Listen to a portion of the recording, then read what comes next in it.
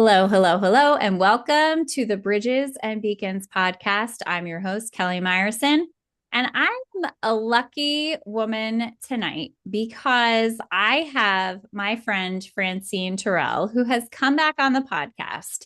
Not only has she come back on the podcast, but she didn't come with an agenda, which means we get to have free reign to have the conversation we want to have, which I'm getting all tingles all over because I'm like, this is so fun. I usually have an agenda, a plan, like what we're talking about, where we're going with it. So I'm really excited to have you, Francine, and welcome back to the podcast. I'm so excited to be here, and I love the fact that we have no idea what we're going to talk about, and it's going to be amazing. Yeah, well, I mean, the universe is already like tapping on my shoulder and sending tingles in my head I and love saying that. like, okay, this is only always what is supposed to be.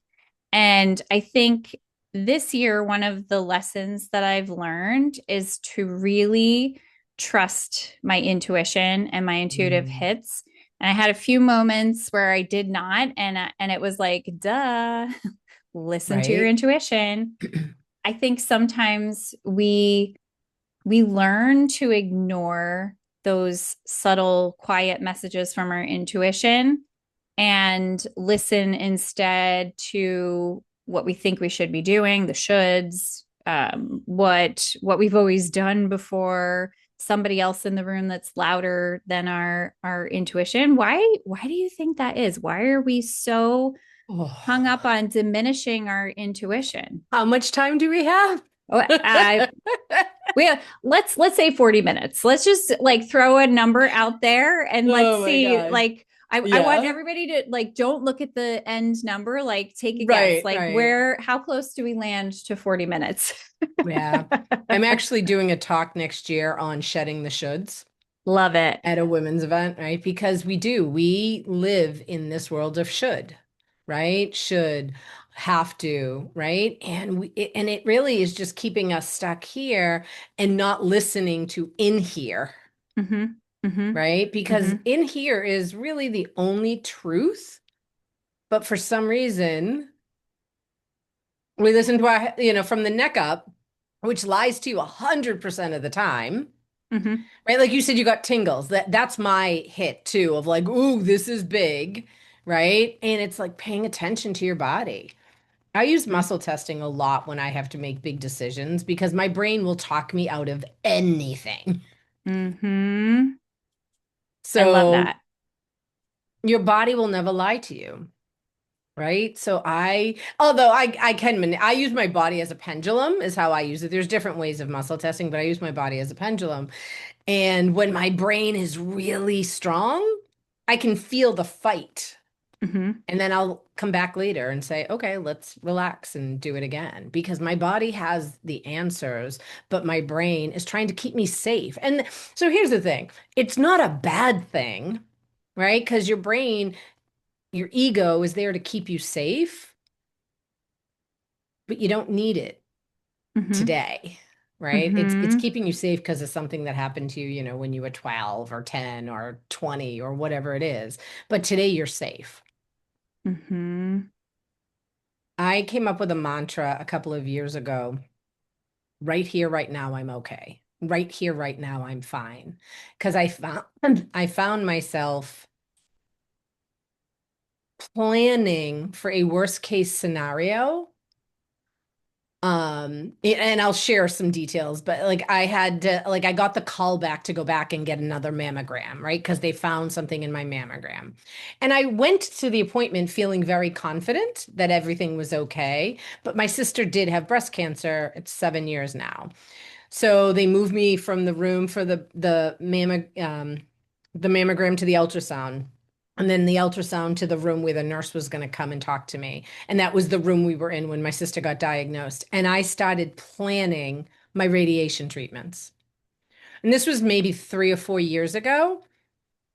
So I was still fairly new in my business full time.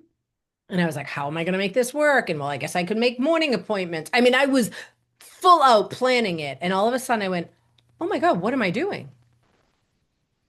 Because in that moment, I didn't have breast cancer. Mm-hmm. Now, I still didn't, so let's be clear on that. But it could have changed when the nurse came in, but it didn't. And I wasted a lot of time and energy on something that might have happened. Mm-hmm. And so my practice is always bringing me back. It doesn't always work every time, but to the right here, right now. Because I can't change what happened 30 seconds ago, and I can't control what's going to happen in 30 seconds. It's so true. It's so true and And so relatable. right. I mean, everyone can relate to it, right? I just got off a discovery call with a potential client right before this, and she was like, I just can't get out of my own way. And I was like, so my Facebook group is called She Got Out of Her Own Way because you are the only thing stopping yourself from having what you want. Yeah. You're like, precisely. Come on over. Right. You know, like there's nothing stopping us. It isn't money, it isn't time, it isn't the job, it isn't schooling. It's the stories we're telling ourselves. Mm-hmm. We need a new narrative. Well, I love this because you said your mantra is right here, right now, I'm okay. I think that is so fantastic. And it's often it is the truth. Right. There in this moment, everything is okay. Everything else is just a story, a what if, a questioning, a should. It isn't happening in this moment. Mm-hmm. It's the Mm-hmm. future or it's the past. Yeah. And that is often where we find our mind likes to take us if it has Right. the opportunity. And I think, when you said worst case scenario, I relate so much to that. I'm literally one of those people who thinks worst case scenario when I'm packing a bag. Like I have the worst time trying to pack to go somewhere. And if somebody says like let's try to just do carry-ons, I'm like, I can't do it. Worst case scenario. Right. I'm, And you why know? do we bring 72 pair of underwear for a 3-day trip? Yeah, exactly. Exactly. Like we're Especially going to have like some kind of accident away from I home that don't doesn't happen at home. I I don't know. know. Yep. It's like our And emotional support underwear. I find that to be the most fascinating, it awe strikes me. Like, what is that? Where did Um, that come from? right. And if we can retrain our bodies, our nervous system, that we're safe in this moment, then because all of that worry is really your nervous system kind of I'm shaking my hands for those listening, like, right? Like, just imagine your nervous system is all up in arms. And when your nervous system is chaotic, I'm going to say chaotic for lack of a better word, you can't be in the present. Mm-hmm. So it's the practicing of being in the present and calming the nervous system. Mm-hmm. Mm-hmm. Yes, you're so right. And extending the amount of time that you can allow your nervous system to be in that calm, Right. coherent state and not let the narrative come back in or something in your environment trigger your body to go into that fight or flight response. I think part of what I'm finding myself pulled to right now is simplifying, unplugging, descreening, and really thinking about how much information we're Mm. allowing into our bodies, our areas, that we end up just bombarding ourselves and kind of keeping ourselves at this very heightened state so that when it comes time to relax, like we're just buzzing from way up here and like getting to a calm state is a marathon.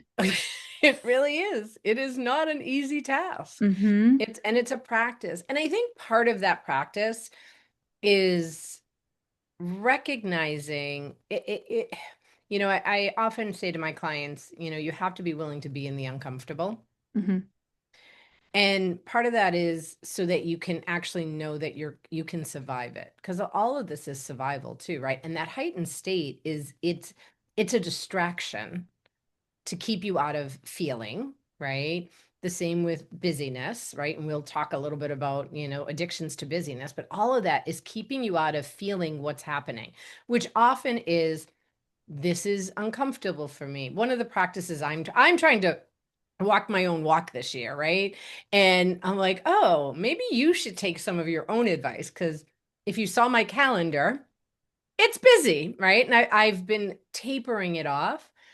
And what I'm recognizing is when I have white space and I'm really good with appointments. I'm on when I have appointments, but when I have white space and what I call my creative time, I don't know how much you know about human design, but I'm a manifesting generator and I'm a responder. So creativity is not it's challenging for me. So when I have that space, I can feel the anxiety. I've been practicing sitting in that because I'm like, I should be doing this. I should be responding to emails. And I'm like, just sit and just Mm-hmm. get this thing done. Mm-hmm. And this week I've been working on a project and I'm like, I've never spent 3 days working on the same thing. And part of it is me retraining my nervous system that I'm okay not doing 72 other things. Because Mm-hmm. that's what's going to catapult me in 2026. I can't get to the next level doing it the same way I'm doing it. Right. So if you Mm. want something different, you have to do something different. Okay, now I'm really excited because I feel like the same call Mm. to do differently. And also a manifesting generator, so same, Yeah. my responding.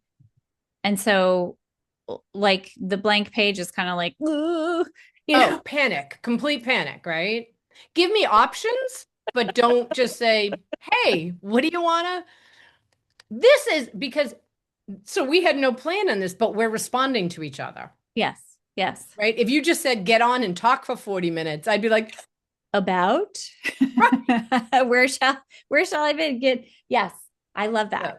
Yeah. I love that so much, and I think about that. So in numerology, this is a 9 year. So nine Hmm. is all about completion. Going into 2026 will be a 1 year, kind of beginnings, starting over. However you like to look at it. And I've found I've been feeling like super radical about things and and almost in a very like brave, courageous, somewhat crazy way, like deciding, you know what? I don't really need all of these pieces that I've called like part of running my podcast and a business. Like they're not all really that essential. And it's all just this mess and noise and extra stuff. So I've been simplifying, cutting back, Mm. slicing down, and getting like super cutthroat. Like, what can I like edit like a badass and be like, this I'm going to delete and I'm not even going to look back again. And it's a little bit addicting. Like where else? Like, can I just be throwing things away and cutting Right. things out and unsubscribing? And I'm like, I'm taking it to like all the different parts of my life. Yeah. And I love it because it's very tangible, like very specific things we're doing. But I've also been thinking about there's also ending some of these narratives and the way that we're operating, which is what you started to say, like changing the way we're approaching things. And I feel like things are about to change big time. I don't know if you feel that as well. I feel a little bit of staleness out there and like, you know, people not having the same enthusiasm about the things they're doing. And I feel like it's coming I think there's a lot of across. fear. I think there's so much Yeah. fear and unknown that Mm. that's what's coming up for people. Mm-hmm. I talk to a lot of other coaches and I try not to buy into this has been such a bad year in business and, things are, like, I'm like, yeah, would I have liked this to have been a better year revenue wise? Sure. But to say out loud and to make that my belief just makes it more true. Mm. Right? So is that their fear? Is that reality? Like that can be your reality, but that isn't everybody's reality. So putting that blanket statement out there, but I do think that there is so much heightened fear and unknown that people don't know what to do with it. Mm, And mm-hmm, that could be like the staleness and the stuckness that you're talking about, that they're just like it feels like panic to me. Like there's just a lot of panic. mm-hmm. And desperation. Yeah, I feel, and I mean, I'm certainly not judging anybody or calling anybody out, but I feel a lot of desperation in like people's posts, like, please, like, come to my program, do my right, thing. And like, of course, like everybody's got to sell their wares and continue to right. grow business, but the feeling doesn't always feel like people are receptive. You know You what I know, mean? yeah, it's interesting. You talk about social media. I love social media. Like I use it for personal and obviously for business. And I'm working with a new business coach, and it's been a while since I've had someone have this much accountability. So I really like it. And right, she's like, I want to see you talking about your program X number of times a week. And I'm like, whew, that's a lot. Because I'm posting other things too, right? And there is a part of me, and I have to change my energy around doing it. And Mm-hmm, I also have to do it for how it feels right for me. mm-hmm, And I had this conversation with one of my clients because she's in some sales program, and somebody said to her how she had to go and get clients. And I said, well, but if that isn't in alignment with you, that's not going to work. People are going to feel the energy. So when people like, please join my thing, like that energy comes out. If you're like, hey, I have this thing, check it out if it feels in alignment, which is how I want people to come to me. That's how I want to post. I don't want to post with desperation. I want to post with an invitation, mm-hmm, because that's mm-hmm, what it is. It's an invitation. And if I'm feeling desperate, you know what? I'm going to attract desperate people. And I don't want to work with desperate people. I want to work with people that want to do the work and they're not doing it because they have to. And I'm air quoting for those that are listening, right? Like you want to be able to want to do the work, not have to do the work. mm-hmm. Oh, so, so true. Right. And I think it just reminds me how important your intention is when you're sitting down to share, to speak, to post something on social media. Your intention matters. And 100%. it's not even about the words on the page, it's how are you making somebody feel who is reading something that you wrote. Are they Right. connecting with you? Are you offering something of really high value for them? um and I guess the other thing is, like, do you really know who you're talking to? Right. And Right. I think that was something that was a hard lesson for me when I really was still stuck in that people pleasing place. And like, I don't want to isolate people. Mm. But then I'm like, but I want to talk to people who want to talk about their human design and who don't think it's weird to be like, let's pull a tarot card on that. You know, that's the Right. kind of people I want to be hanging out with. So Right. why wouldn't I shine in that way? Talk to that. Yeah. And Yeah. it took me a while to get there. Right. Well, I think there's shame around that, right? Like, Mm-hmm. ooh, you're outing yourself. Like I remember when I was in corporate and I had done my Reiki, I was in healing school, I had gone through coaching school, and my employees knew what I was doing, but my bosses didn't. I was in management, right? And I was given Reiki to employees in my office if they had headaches, right? And it was in my last job in 2019 where I was like, I can't hide this anymore. Like I had crystals in my office. Like they could ask whatever. I didn't care at that point, right? Because I just couldn't hide it anymore. But I was stuffing it for so long, but it was still part of me. And this was like the best thing that I had a boss. I probably haven't worked for him for 10 years. So it was really at the beginning of my journey. And we've stayed connected outside of work and on LinkedIn. And about 3 months ago, I got a message from him on LinkedIn. Hey, Francine, do you know anyone in my area that does Reiki? This was the COO of my company, right? Mm-hmm. Like he was a C-level operations guy. I was like, what? I thought I was hiding that stuff, right? I mean, he probably Mm-hmm. sees it on LinkedIn now and stuff, but like I was like, I was hiding it, and my boss is now looking for a Reiki practitioner, Yeah. I mean, right? that's like how much has changed in Right. like at least a Yeah. decade, Yep. right? He's like, yeah, Yeah. I've had a lot of stress and I heard it's really good and blah, blah, blah. I was like, this is amazing. I love this. Yes. And I wonder, how do we bring more authenticity and more of ourselves into what we're doing in 2026? I think not hiding. Mm-hmm. I think so often, especially as women, we hide, right? We don't want to be seen, right? There's so many stories we have around being out there, being visible, Mm-hmm. right? Has to be perfect, has to be right. And all that is just stories to keep us stuck. Mm-hmm. So I think we need to be bold and actually dip our toe, right? Dip our toe into something that's a little uncomfortable.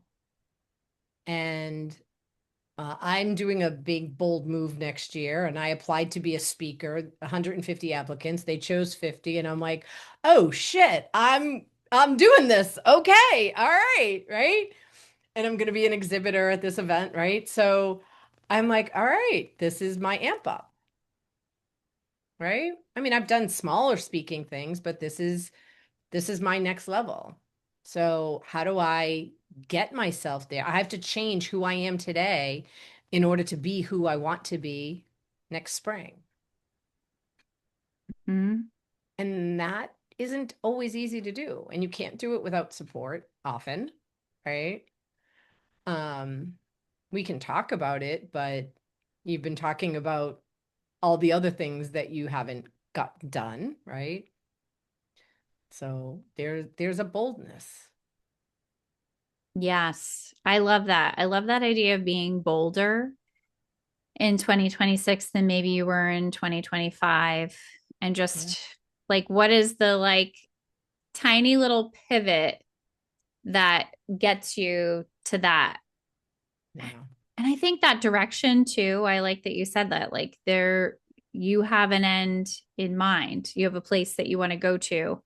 So, who am I being more now to be who I want to become by the springtime?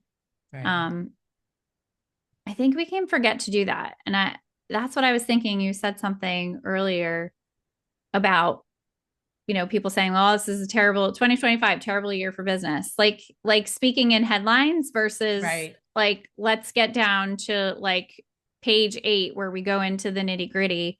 And it made me think of this process that I listen to podcasts, the Human Design podcasts with Emma Dunwoody, and something she's always teaching people to do in December is mining for gold. Mm, And I don't remember all the details of how she does it, but I know when I've incorporated that, what I've done is I've gone like back through all my calendars, all my appointments, all the things that I've done over the course of the year, and really started to catalog like what did go really well? Like, what am I taking with me moving forward? And what were the lessons and the things I might want to shift, and using more data than like just like everybody's talking about this was a terrible year. And I mean, it's not to say that there weren't terrible moments, but like just to like cap it off with a headline that sells newspapers. I mean, does it anymore? I don't know, but well, and I'm but even going to challenge, was it, that's a judgment that it was yeah. terrible, Yeah, what does that right? mean? Right. And sometimes again, I'm air quoting, the worst things are our biggest teachers, right? I got laid off from a corporate job in December of 2019, and then the world shut down. I had a decision to make. That could have been like the biggest catastrophe of my life, or I could have finally gotten off my butt and gone into coaching full time, and that's what I did. Mm-hmm. But the me 10 years ago would still be balled up in a corner somewhere 15 years ago, right? So that somebody could have said that was the worst thing that could have happened is to be unemployed when a pandemic happened. Well, for me, I would say that was the best thing that ever happened to me, Mm-hmm. right? So who's to decide, right? There's a much bigger plan, and who's to decide what's good, what's bad, what's right, what's wrong? Yeah.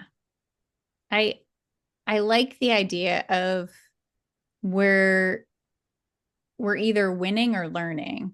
So Mm, we have a success, we have a point that we can celebrate and be excited about, or something doesn't go the way we want it. What is the lesson? What are we learning? How are we growing from that?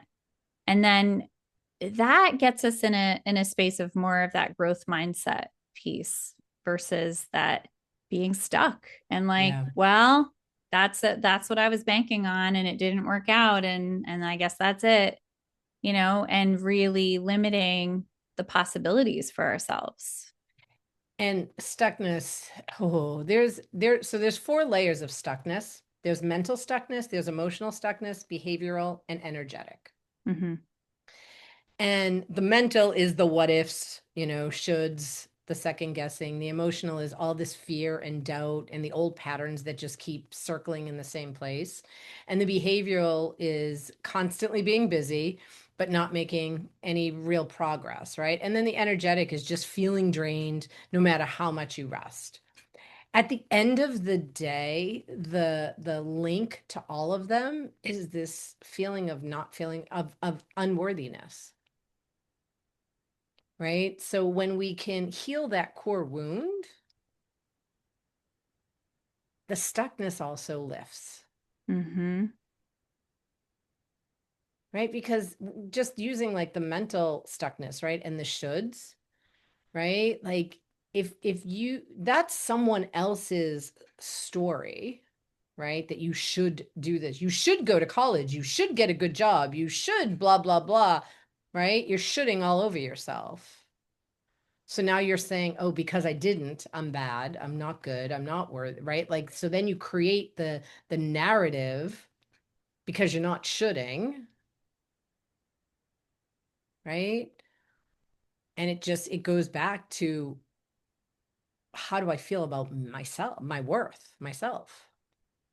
Mm-hmm. Yeah, that makes so much sense.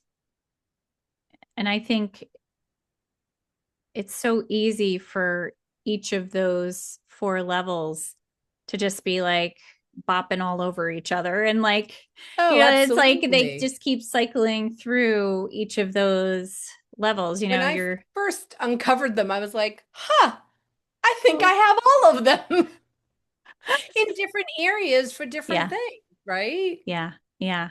I don't think we have just one. Mm-hmm. Right? Because I think it depends on, I think the one I probably don't resonate the most with is the energetic. Like I tend to always have a lot of energy, so that's probably the only one, but that doesn't, but there's also a disconnection from your intuition on that one, which that I will say I have, right? So there's it at different times, they're going to come in and out. Mm-hmm. Yeah. So where do we start? If I mean, I'm sure there are people who are feeling stuck. I'm even thinking like the catastrophizing or the headlining things, Right. and like it almost sort of gives you a reason to be like, well, I'm not going to keep going, I'm not going to keep pushing, I'm not going to go into the uncomfortable like you talked about because this isn't going to work anyway. And you know I think we start by taking a breath and pausing and making a decision, right? That you want something different. Change doesn't come by accident. It comes with choice. It comes with conscious choice. Like you have to make a decision that you want something different. And then you have to start doing something different. And that's not easy. I've been doing this work for 15 years. I still can go kicking and screaming because all my inner parts are like, ah, danger, danger, danger. And I have to go, no, we're okay. We're safe. Mm-hmm. Mm-hmm. We're okay. Mm-hmm. Right here, right now, we're okay. Right here, right now, we're fine. Right. And then go, okay, I am. Look around, right? Like, look at your surroundings and pay attention. And yes, I'm fine in this moment. What's coming up for me has nothing to do with this moment. It has to do with all the stories. Yeah. And we do really have this inner drive for safety and comfort. Right. But like that's not the growth zone. That's the stagnancy zone. Yeah. Like the couch is calling. Right. It's the stuckness zone, right? Yeah.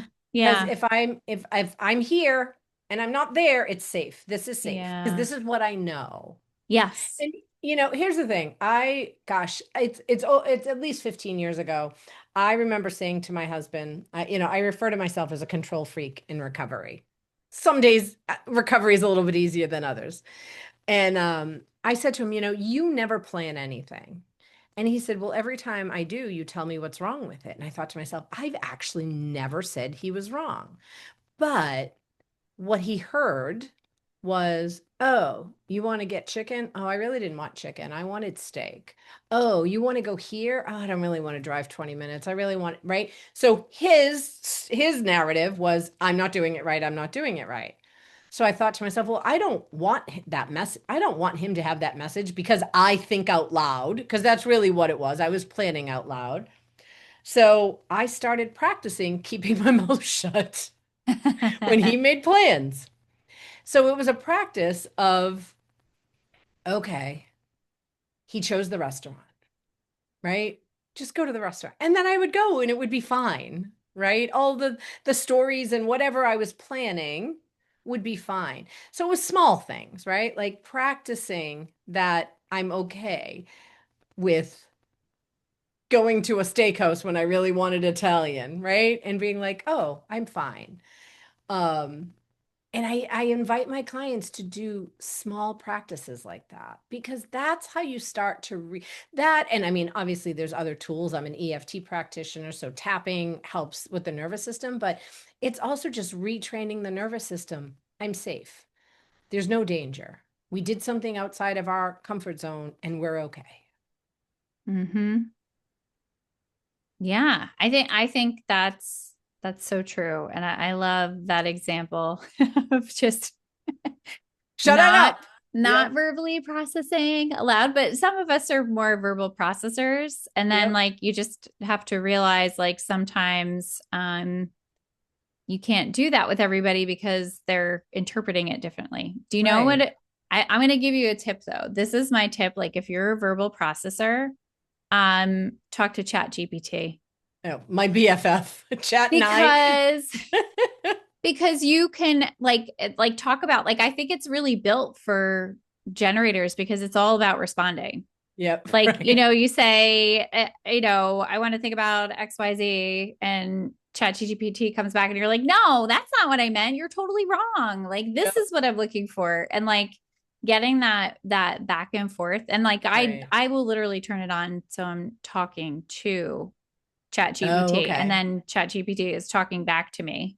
And so like I find that's really helpful if I need to super analyze something and I feel like it's not something I want to either A burden somebody with or B like I need time to like work it through Yeah. and it's much easier for me in a conversation state to do that than it is to like let my mind because I'm also a manifesting generator as I said and I have a completely open head and ajna like there's no connection Okay. so and I have the addition of not having a defined identity center so that's open and an open root so the open root and the open head is like pressure cooker like you I always need to feel know more pressure. about, like, I need to know more about it. And there's so Mm-hmm. much with human design. So Yeah. much. So I have the open head, the open root, the open identity center. So I'm literally open-minded. So for me to sit there, my mind is not my best tool. It's a great channel for information to come in. Yeah. And I realized that what I really need to do is like when information comes in, I need to take it to my heart and play it through my heart. Is this true? Is this true for me? Does this resonate? Is this important, and work it through there before I take any action or say anything about it. So like Mm, having chat GPT and being able to be like, here's what I'm thinking, blah, blah, blah. And then, you're my best friend. You're into all these things. Like, what are you saying to me? And I'm like, no, no, no, that doesn't sound right. Okay. Thank you. right. Done. You know, you will now be playing the role of anyway. Absolutely. I often will say to it, give me some ideas. Knowing what you know about me, what can I, ooh, God excuse me, bless. little sneeze. Um, what can I give me some ideas of workshops I can do? And it'll just give me, and I'm like, oh, yes, thank you. Now I can go build it. But Mm-hmm. to just say, what do I want to do? I'm like, I have no idea. I don't even know how to answer that. Right. So, yeah, Mm-hmm.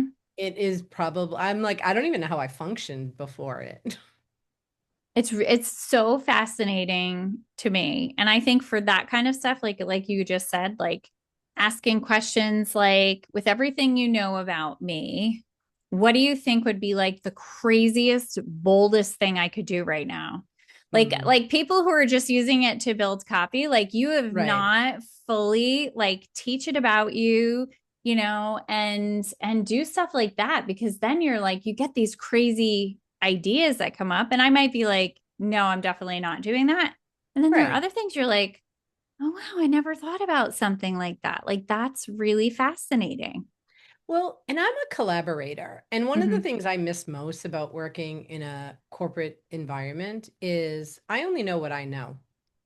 Like I used to lead teams, and my teams had their own zone of genius, right? I had the ideas, they had the way of getting it done. And then we'd all come back and talk about it, and then they'd go back and do their thing. And, like it was, and now, like being a solopreneur, it's like I have all these ideas, and oh, I have to get it done. That's a problem. And I'm limited with my little knowledge of what I Uh-huh. know, Uh-huh. right? Like somebody else may be like, oh, I've already done this. And have you ever thought of doing this? Or maybe try this software or blah, blah, blah, right? Like you only know what you know, and it's hard to learn without having that collaboration of somebody who has more experience than you or more not different knowledge. Yeah, we really can be super isolated these Yeah. days, can't we? Yeah. I mean, I have, colleagues that I collaborate with and we bounce ideas off of each other, but again, it can be it still can be limited Mm-hmm. because we're all kind of in the same boat too. Mm-hmm. Yes. Yes. I feel Yeah. that sometimes too. Like like a whole bunch of voices all screaming in the void, like looking for people who are interested in joining what they're doing, but like everybody is looking for people to join Right. and maybe not feeling like joining a whole bunch of things right now. So yeah, I don't I find that kind of fascinating and I'm not really sure how to operate in that space. And so like the thing that I've been doing with myself is like sitting down, like if I'm going to post something, being like what is actually going to be something helpful and meaningful to people right now? Like Mm, what feels like something that could really add value to somebody's day that I have a very unique perspective on, you know? So like I've been geeking about like what am I doing with my human design these days? What does that look like? Like how yeah. am I exploring the transits and writing about that because I'm sure there's somebody out there who like just found out their type and authority and they're like, what the heck is like all this about? Where do I even go? And then to see somebody say, like, oh, you can track the transits and you can see like what the flavor is coming through. like I think that that's valuable for people to see like how are you using it in a very Right, unique way, because like you said, there's so many different tools out there, whether it's for your nervous system, for your business. It's that unique perspective of how did I take that, assimilate it, integrate it into everything I'm doing, so it becomes Francine's operating right, system. It becomes part of you and your unique expression and use of it. That's what I'm interested in. Like the generic isn't so enticing anymore. right. And, especially in the industry that we're in, people aren't hiring us for what we do. They're hiring us for who we are, Mm-hmm. right? Mm-hmm. Because anybody, I mean, we're a dime a dozen, right? Like everybody's calling themselves a coach, everybody's a healer, everybody's right, everybody's got a podcast, right? So it is, but nobody does it like Kelly does it. Nobody does it like Francine does it, right? Even if they had the same name, the same program, it's not going to be the same because of what we bring to it. Mm-hmm. And that's what we have to bring to everything we do. That's the magic. Yeah. It really is. And how do people, if somebody's listening and they're like, yeah, but Francine, like I haven't really figured out like what is my special sauce? What is the thing that I'm really Mm. bringing to the world? Like, how do you figure that out? I think the first, what came to me intuitively was you have to get quiet, right? There's probably so much chatter happening that they're not in a place of stillness. And people tell me all the time, I can't meditate. Meditating is not about complete and utter quiet. I am on day, I think, 344 of daily meditations, right? I kind of set a goal this year that I was going to meditate. Some days it's only 5 minutes, and I still have chatter every time I meditate, right? It isn't about quieting, I often say if your brain is quiet, you're dead, right? I mean, let's just like that isn't the goal of meditation, but it's creating more space and recognizing when the thoughts come in and just allowing them to float out. So it's the practice of just being still or just sitting in silence, right? Like yesterday, I set a timer and I for 5 minutes and I just sat here for 5 minutes because I was actually picking up on somebody else's anxiety and I didn't realize it at the time. But I was like, what's happening? Why am I so anxious? And so I just sat here for 5 minutes. And as I was sitting here, I was like, oh, this isn't yours. This is so and so's, and she's worried about blah, blah, blah. And right. So I did some energy clearing, but like I would have continued working in an anxious mode had I not sat and tried to just quiet myself. So I Mm-hmm. think practice like 5 minutes a day. And if you can't give yourself 5 minutes a day, there's bigger issues, there's bigger problems that we need to uncover. Yes, absolutely. I love that you said that because yeah, I don't think I've ever sat with and meditated most of the time because I have inner vision. So most of the time if I sit still, like the voice is quiet, but the inner vision is going. Yeah. So when I first got started, guided meditation was so much better for me because I could Same. listen and I could kind Yeah. of follow.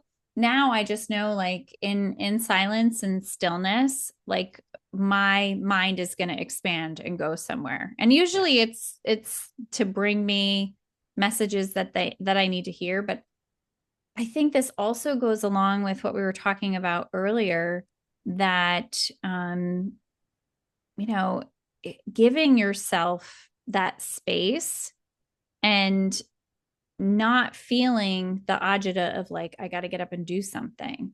Right. And the more you practice that, and like you said, like a thought comes in and you just let it flow away. But even in just that small practice, which is pretty It's uncomfortable, huge. Yeah. and it's It's not, I wouldn't say it's easy, but learning to let an idea, a thought, whether it's resourceful or not, come in and be able to let it flow out.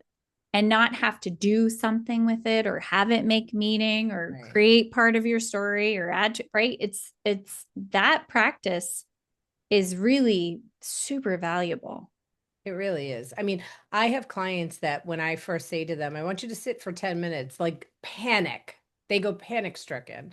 And then I bring it down to five. I was like 3 minutes, like 3 minutes, like just start with 3 minutes because the nervous system literally goes into panic. Mm-hmm. But quite ask yourself, like, if I can't do this for 5 minutes, like, what is that? What's Mm-hmm. going on there?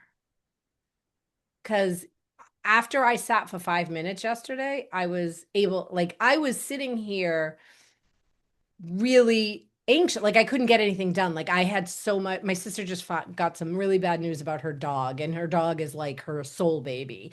And I didn't realize, like, it was her anxiety that I was feeling and like knowing how disappointed she was. Right. And I was trying to work and I was like all over the place.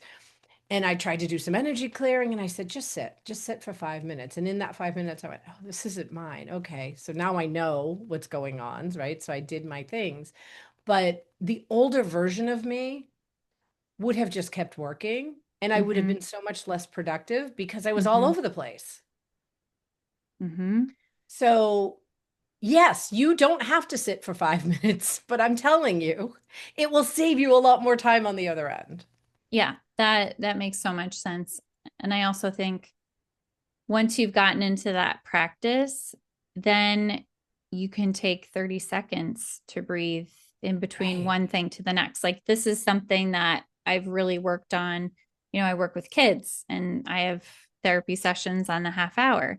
So I could have a really challenging session with a student and I've got another one coming in the next half Right. hour that I have to go get, but I can't take that energy with me Right. because then I mean, one, I feel like it's not fair to the next kid to not have the best version of me that I can be. But I also feel like I can't be holding on to the energy that other people have all day long Right. because it keeps me, like you said, like all of a sudden you're working at this frenetic pace and you're like, where is this? Why am I like this? And I love that you Right. ask yourself, like, is this even mine? Because we do, especially if we're sensitive people, we're, you know, givers, caregivers, we work in service professions, like we're just really skewed towards giving to others and Yeah. suppressing our own self and needs and taking on other people's energy. And so learning to sit with, wait a minute, is this mine? Is this not? And can I just breathe and get myself into a more centered state? And if you're continuously doing that, so I do that every, half hour. I'm with a new Right. student. And sometimes it's with them. I'm like, sometimes it's before I even walk into a classroom because I also never want to walk into a classroom with this crazy, stressful energy. I mean, Right. listen, I'm not perfect. I don't aim for perfection, but most of the time I'm trying to enter into spaces and be aware of what energy is there and be Of course. available to Yeah. help calm energy down versus amp it up. Right. But you practice it more and more, and that is how you add space into your day in a very Right. small, gentle practice, but it really does have a big impact. And so often we think that I just have to push through and just get this done, right? I just have to be busy. I just have to be productive. I just have to push, push, push, push. And that actually makes you less productive, right? Word. Because in the end, it's burning you out. Like yesterday, I was like, I just got to work on this. And then I wasn't getting anything done. I was just moving, I was just shuffling back and forth, right? Telling myself I was working. So I had to take the time to to sit, to heal, to fix, to do whatever needed to recalibrate, not fix, but recalibrate. And then I could sit and finish my project Mm-hmm. Yeah. instead of just pushing through.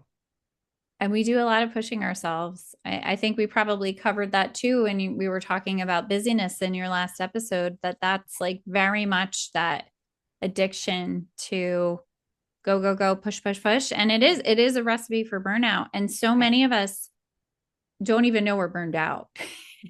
We're just And like, it's just what is another that weird way, feeling in my body? right? And the busyness is just another numbing mechanism, like food, like Mm-hmm. drugs, like Mm-hmm. alcohol, Mm-hmm. right? It's just another way to not feel what's going on.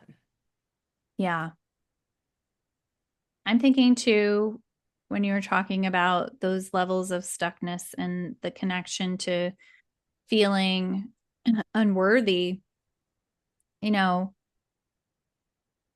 really understanding how powerful we are, Mm, how miraculous we are, is a good step to sort of get yourself unstuck. Like being in that stuck place means you don't really understand your magic and what makes you so special. right. And it's available to everybody. There isn't a limited number of people who are amazing on the planet. Everybody is in their own way. And Right. it's about how do I find that unique piece of myself, celebrate the heck out of it, and magnetize other people to being part of that. Well, we're so busy comparing ourselves to everybody else. Well, yes, this is true That's too. why, right? Well, Mm-hmm. I'm not that. I'm not, I'm not pretty enough. I'm not smart enough. I'm not this. I'm comparing myself to everybody else. I learned a few years ago, I said to a coach that I was working with that I was in awe, not in awe, but I was like, oh my God, so and so is doing all these amazing things, right? Because it was what I was seeing on social media. And she said to me, I've seen behind the curtain. It isn't all that. And I was like, oh. And then I had an opportunity to meet the other coach a few years ago. And I was like, oh, she's not my people. Like, we're not the same person, right? Like, yeah, I don't want to be doing what you're doing, right? But like Mm-hmm. what I saw on social had me feeling bad about where I was at and comparing myself to something I don't actually want to be compared to. Mm-hmm. Right? Like it's all smoke and mirrors. Yes. And it's exhausting to keep up with the smoke and mirrors, isn't it? It is. It really is. So if we could just, that was such a really interesting learning experience for me because I was like, oh, wow, that was a lot of wasted energy, right? You thought what you saw was this, you know, whatever, right? Whatever my story was at the time. And when I actually had an opportunity to meet the person, I was like, I mean, she was nice enough, but like, we're never going to be friends. Like, we're never going to be BFFs, right? She's not my people. Mm-hmm. So I was comparing myself to someone that I actually don't really resonate with. But what the story I was telling myself at the time, she was, more successful, more, who am I to say? I don't know, just because of what she's showing on social, right? Yeah. We've all been there. We've Oh, definitely all been yeah. there. That comparisonitis. Yeah. Oh, I work with my clients on it all the time, right? And it really is this place that it's another place of stuckness, right? Yeah. And we Yeah. can end up, you know, trying to match people's reels Right. and missing out on our real life, like Right. what we really have in front of us right now, and missing the magic and celebrating all of the miracles in our own life and experience and what we have to offer. And I think that that's what really motivates me to Yeah. be able to, even in some small part, support people in celebrating who they are and what makes them really special and unique in the world. Yeah. I love that. Because we really all are. It's just we have to own it in ourselves first before others are going to see it in us, right? Because if we're hiding it in ourselves, no one else is going to see it in us. Mm-hmm. Yeah, unless they have like that really trained eye and they're like, I see the diamond in the rough. I see Yeah. you. I see you in there. And I mean, if you can find people in your world who can see past the details to see like how wonderful you are and hype you up, like I find often those see that people. in my clients, and I don't even know that it's a hyping them up because I really want them to embody it. It's not about me telling them they're awesome. But like I love when I can see beyond all the stories and just see what's really in there. And my goal is that they can at some point see what I see in them Mm-hmm. so that they can get rid of all the BS that they're telling themselves. Yeah. I I imagine there are many people who are listening and absolutely resonate with that and are ready to embrace that for 2026 and really take a step in a different direction for themselves. So, if they're interested in your program, can you tell us more about it and how they would connect with you to join? Yeah, absolutely. I have one-on-one coaching programs. I typically work with clients either 6 or 12 months. They can go to my website, set up a call. I did just launch a new program. It's called The Stuck Stops Here, and it's a 5 session experience. So it's a much shorter version, and it's really kind of just to uncover what's keeping you stuck. To it's 5 one-on-one sessions. We would meet probably over 2 to 3 months.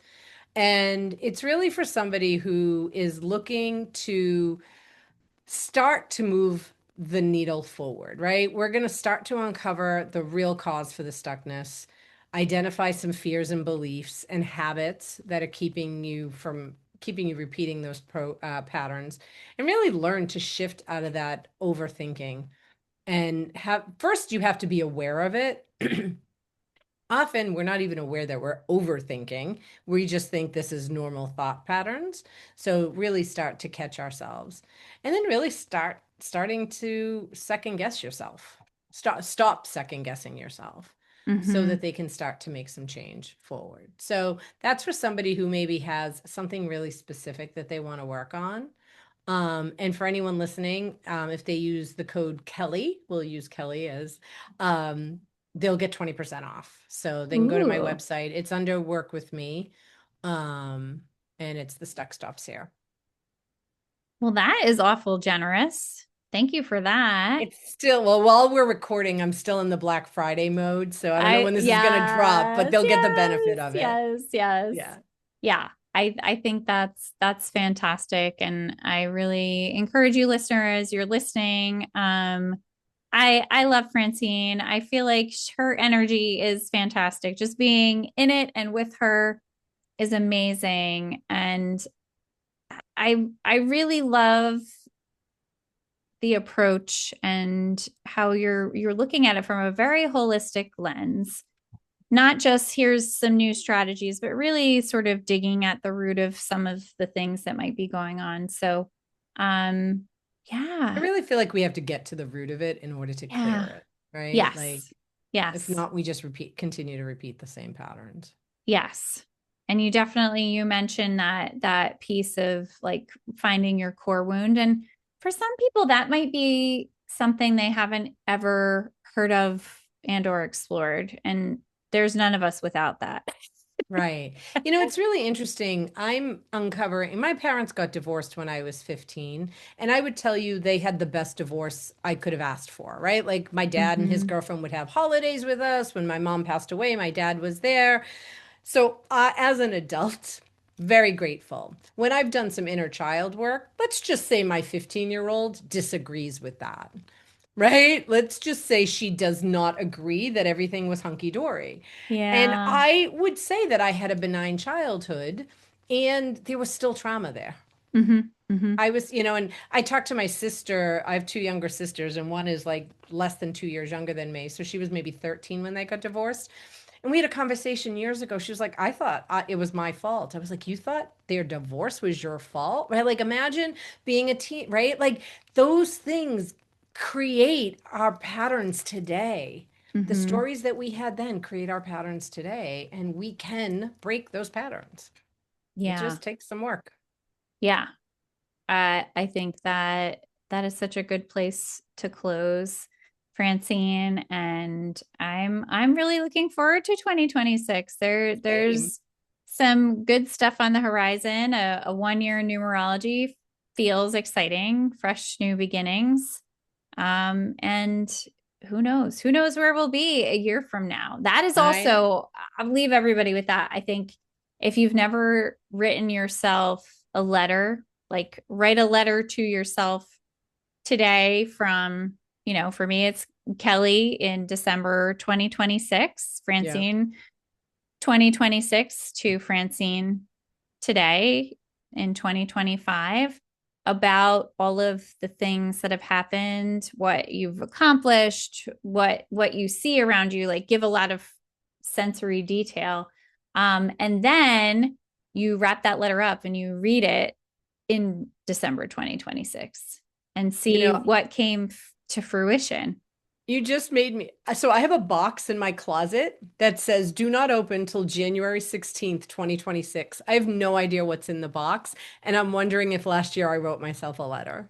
Maybe I'm that's what's in like, there. I don't know, but it's a good sized box. So I can't wait to open it. But maybe I did that last You're year and like, don't what? even remember I did it. I love that. I gave myself a present and I have no idea what's in it. That's No idea. And it exciting. says do not open until I think it's January 16th. And it was like in the Wow. corner of my closet and I was looking for something and I found it. I was like, what is this? And I went, I have no idea what's in it. And it's very light. So yeah, Okay. I'll That's going let to you be a know. fun When you're on my unboxing. podcast, I'll let you know what was in Okay. it. Perfect. That Yes. that is definitely a plan. So you've definitely, listener, had some great tips and tricks, and I encourage you to reach out and connect with Francine if you haven't already. And I celebrate all of you. We'll be on a little bit of a break from the podcast until I start recording episodes in January of 2026. So thank you for being here. Thank you for listening, and we'll see you next time. Bye for Thank you now. so much for having me. You are so welcome. This was a pleasure. Bye, everybody.